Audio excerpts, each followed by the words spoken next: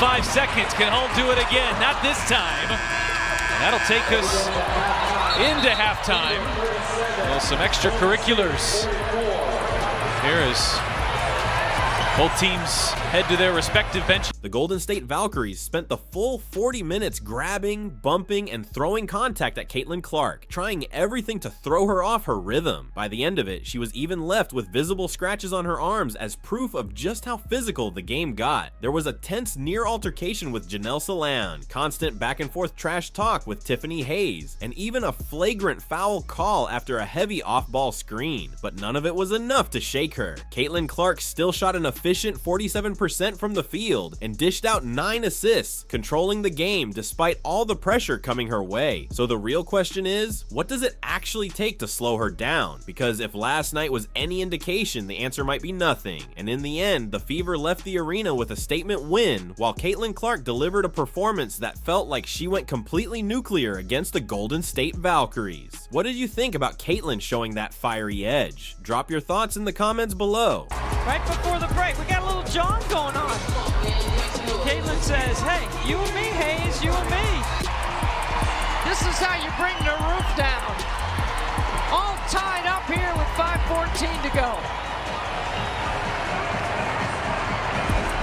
Before getting into the in-game physical battles, it's important to understand where Caitlin Clark was coming from physically and mentally, because it adds real context to why she responded the way she did once the contact started piling up. Back soreness might sound like a small issue on paper, but anyone who has dealt with soft tissue injuries knows it's a completely different reality. The discomfort isn't even the hardest part. It's the hesitation that creeps in. Every time you plant hard on a drive, every time you absorb contact at the rim, there's that split-second thought in the back of your mind. Is this the moment it gets worse? Clark was open about this in her pre-game remarks, describing the return from soft tissue issues as a serious mental hurdle. She even admitted that if she isn't fully confident in how her body feels, she questions whether it's worth being on the floor at all. That level of honesty is rare, especially from someone with her competitive mindset, and it paints a clear picture of exactly what she was dealing with heading into this matchup. I think it's just the trusting yourself. It's like, you can go out there and perform and do what you want to do. It's just like that mind block of, certain what ifs that get in your head. And I think I've done a really good job, and there's going to be days where maybe I take a step backwards, but hopefully today I can take another 3 forward. But like I said, I feel really good. Continuing to rely on the people around me. I feel like I've built a really great team of people, whether that's personal people or whether that's here at the Fever, that really have my back and have really poured in a lot for me to be in the position. So she steps back onto the floor against the Golden State Valkyries, a team that's made it clear all season long that physicality is part of their game plan when it comes to her. And she's dealing with 2 battles at once: ongoing uncertainty in her back and the reality that she's about to face 40 minutes of constant grabbing, bumping, and contact. So the real pregame question wasn't just about whether Caitlin Clark was healthy enough to suit up. It was whether she could actually play freely, without second-guessing every drive, without easing up mid-move because her body still didn't feel fully reliable. Because once that hesitation creeps in, it doesn't matter how talented you are. It breaks rhythm faster than any defender possibly could. 0 for 3 from the floor. Clark launches and hits. Pure joy in the arena and forces a quick timeout. 7-zip, the Fever.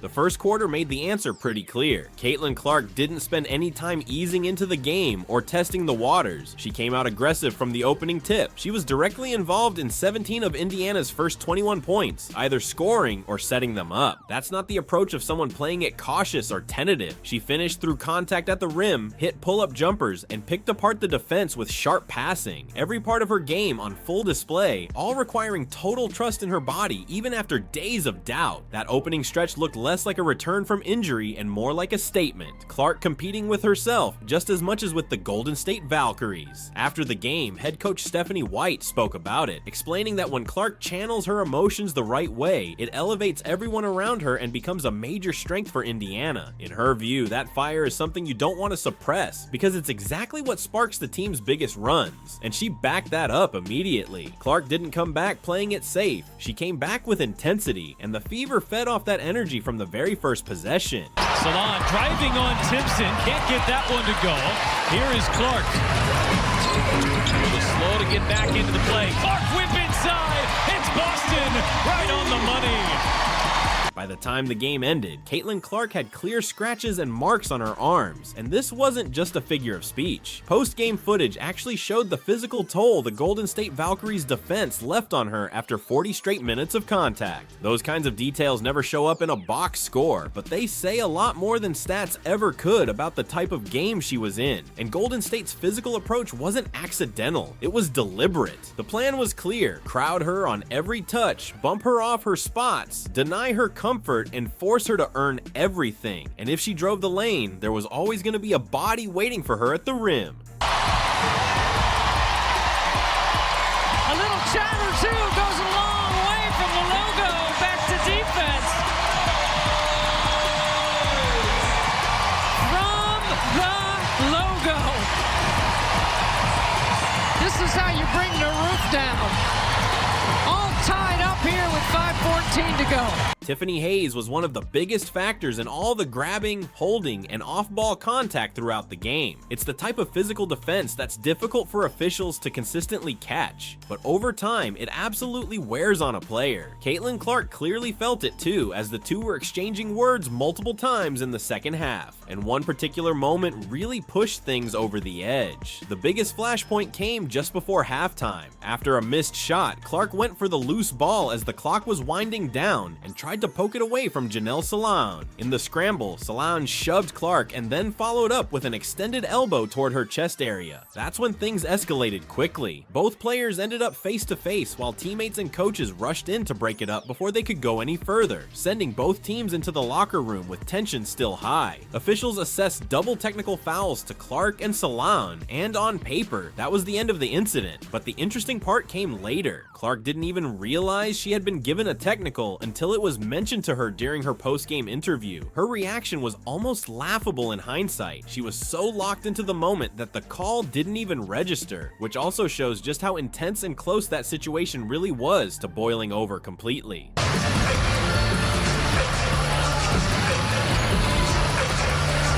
Is that a brace for the contact, or is that a little bit extra?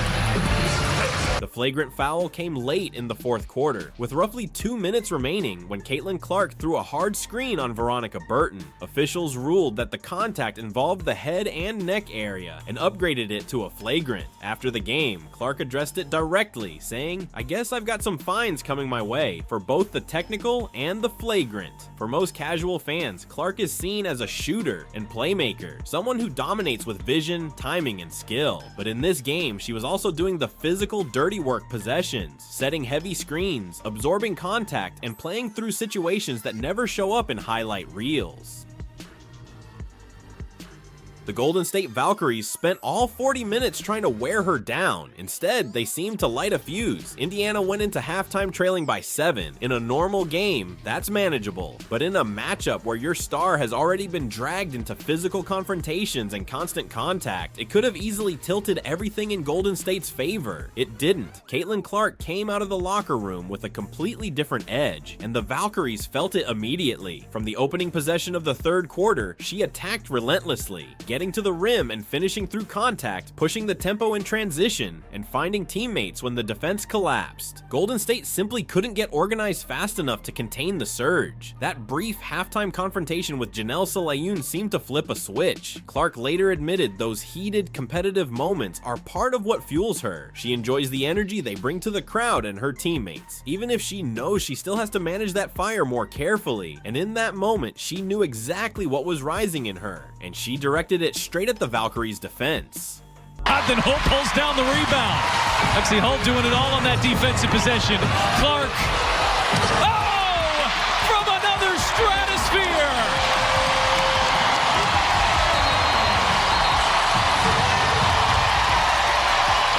A little chatter too goes a long way from the logo back to defense. defense. Then came the moment that changed everything. Caitlin Clark pulled up from way beyond the arc, right at the logo, with Tiffany Hayes sprinting out to contest. She let it fly anyway and drilled it. The commentators called it a logo 3 from another stratosphere, and just like that, the game was tied at 48. Hayes had been physical with Clark all night, leaning, grabbing, and trying to disrupt her rhythm. But instead of rushing a bad shot out of frustration, Clark stayed patient and delivered one of the coldest, most confident shots of the game, right in her defender's face. Afterward, one analyst pointed out that Hayes struggled to get much going offensively from that point on, seemingly more locked into the battle with Clark than her own scoring rhythm. Stephanie White's adjustments also started to take over. She leaned more into the pick and roll between Clark and Aaliyah Boston, which gave Clark cleaner angles and forced Golden State into split-second reads they simply weren't ready to handle against someone playing at that speed. When the Valkyries overcommitted to stopping her drives, she hit cutters. When they sagged to protect the paint, she attacked downhill and drew contact, and when help came, she kicked it out to open shooters without hesitation.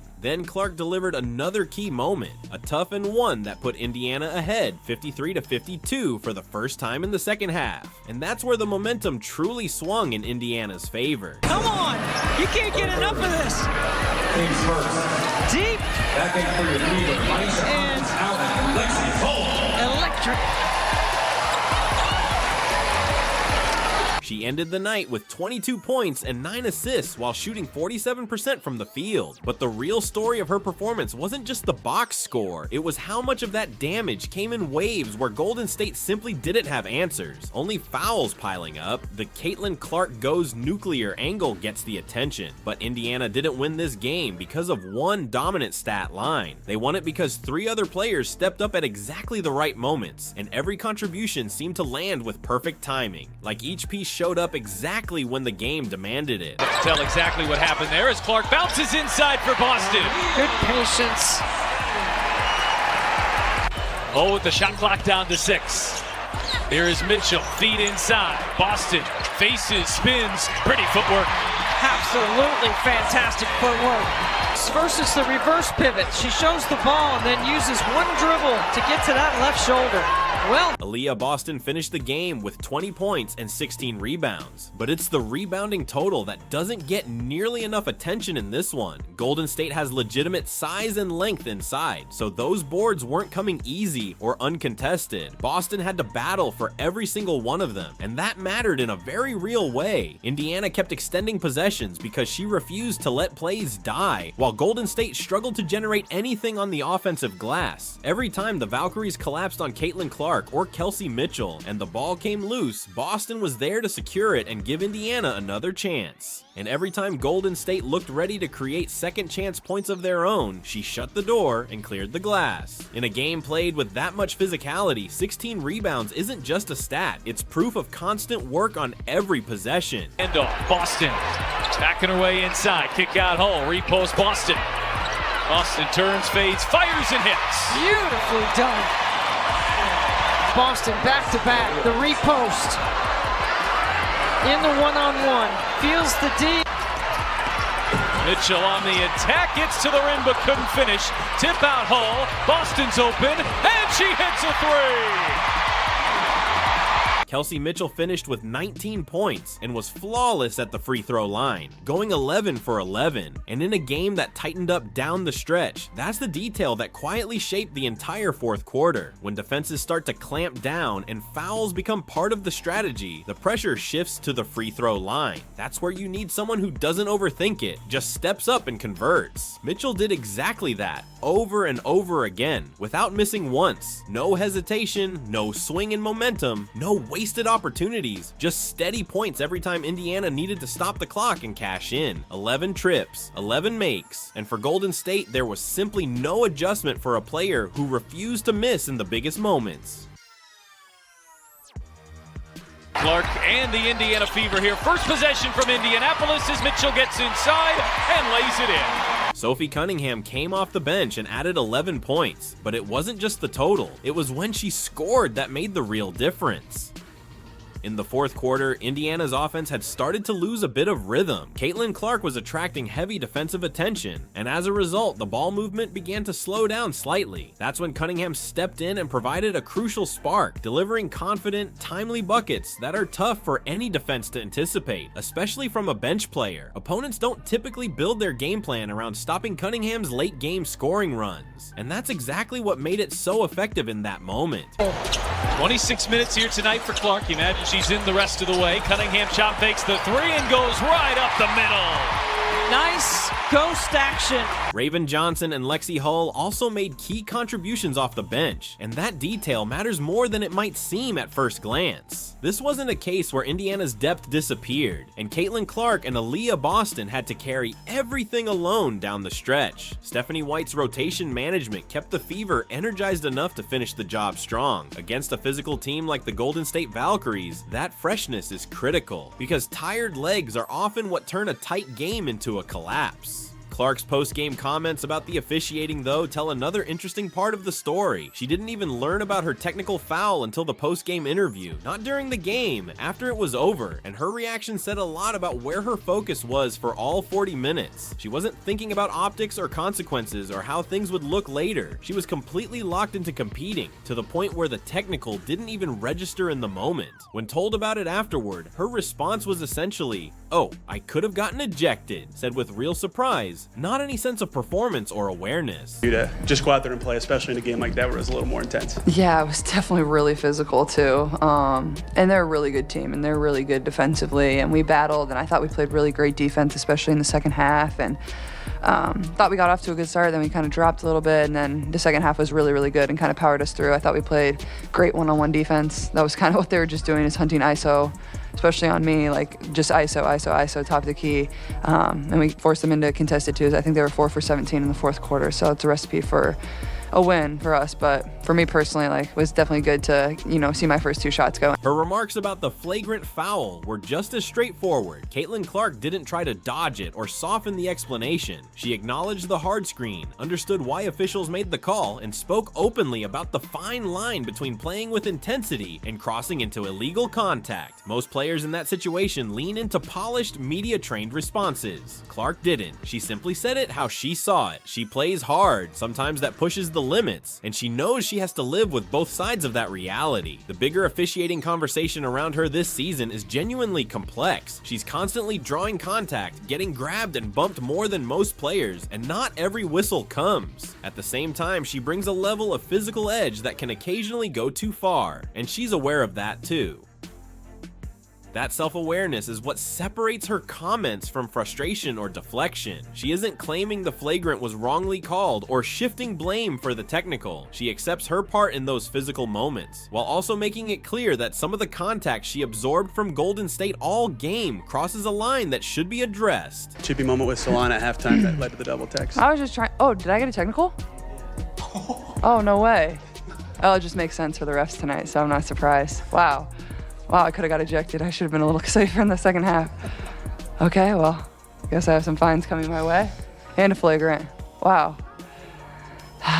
Well, the refs were interesting, but I'm not going to say anything else, because obviously I got probably $1,000 worth of fines coming my way, but I was just trying to get the rebound, and I didn't know I got a technical foul, but thanks for letting me know. I appreciate it.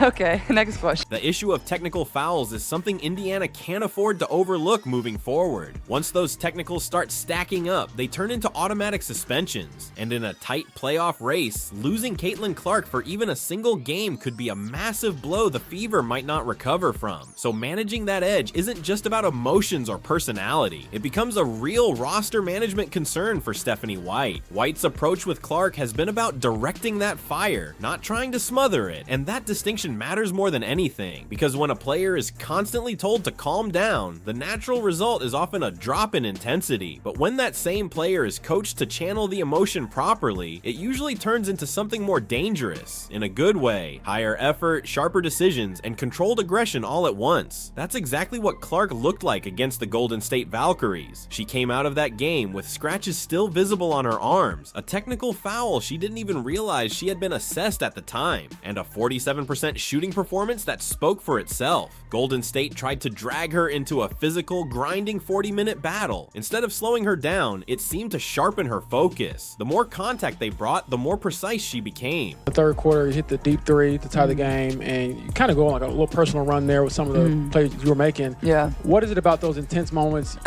you're talking, they're talking, those moments that you enjoy so much about competing? Yeah, I think that's just being a competitor. And, like, that's what's fun. That's what I love about it. And, like, I think that's what gets the crowd into it, too, and gets my teammates hyped up. And I think there's times I can probably find a little bit better of a balance because, like, doing all that is a little bit exhausting, too. Let's break down what Caitlin Clark actually did in this game. She returned from a back injury, played through 40 minutes of constant grabbing and holding, got tangled in a near halftime scuffle, picked up a flagrant for a hard screen, and even learned mid-game that she had been assessed a technical foul earlier. And through all of that, she still shot 47% from the field. That's not just a solid performance in tough conditions. That's a strong performance because of the conditions. Because at her best, Clark isn't simply efficient when everything is smooth and easy. She becomes most dangerous when something in the game pushes her edge, and Golden State gave her plenty to react to. What makes this win more important than the final score is how Indiana actually put it together. They erased a 7-point deficit without losing composure. Aaliyah Boston controlled the physical battle inside. Kelsey Mitchell stayed perfect from the free throw line when pressure tightened, and Sophie Cunningham provided a timely scoring burst off the bench exactly when the offense needed a spark. Clark didn't have to drag the entire load by herself in this one. Instead, every piece of Indiana delivered exactly what was required, right when it was needed. And that version of the Fever is the one that's genuinely difficult to beat, because there's no single point to break, no one player to shut down, and no easy way to take it apart.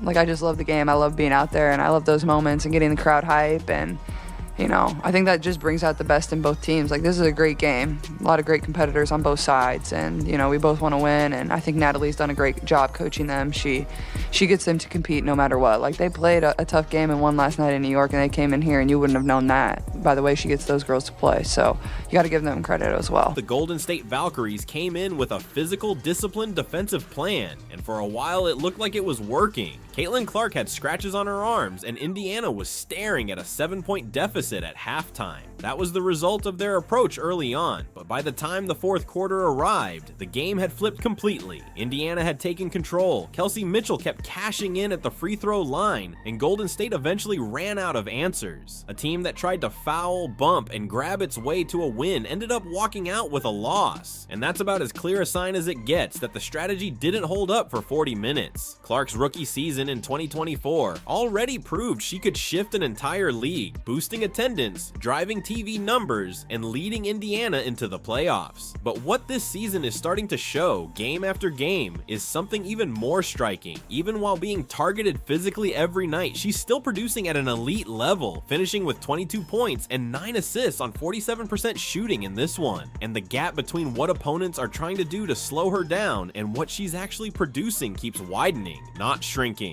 Teams across the league have had time to adjust, study, and find answers, but so far, none of them have consistently solved it. Golden State may have tried harder than most, but the result was the same. Clark left with scratches on her arms and a win. What do you think about Caitlin Clark showing that fiery edge? Drop your thoughts in the comments. Don't forget to like, subscribe, and turn on notifications so you don't miss any basketball breakdowns. And click the video on screen. We'll see you in the next one.